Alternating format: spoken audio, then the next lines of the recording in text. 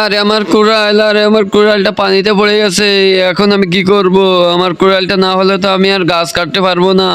এখন আমি কি করি? কি হয়েছে কাঠুরে, তুমি কাঁদছো কেন? আমার কুড়াল এই গুহার ভিতরে পড়ে গেছে, আমি এখন গাছ কিভাবে কাটবো? আচ্ছা দাঁড়াও, আমি তোমার কুড়াল এখনই খুঁজে আনতেছি। কাঠুরে দেখো তো, এই কুড়ালটা কি তোমার? না, এই কুড়ালটা তো আমার না। আচ্ছা ঠিক আছে। কাঠুরে দেখো তো, এই কুড়ালটা কি তোমার? না গুহার রাজা, এই কুড়ালটাও তো আমার না। আচ্ছা কাঠুরে এবার দেখা তো, এটা তোমার নাকি?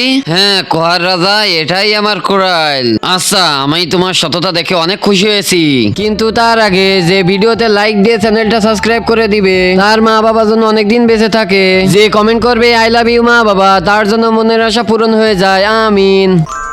কাঠুরে এই সোনার উপহারটা আর এটা তিনোটাই তোমার এখন, আর আজ থেকে তোমার গাছ কাটার কোনো প্রয়োজন নেই।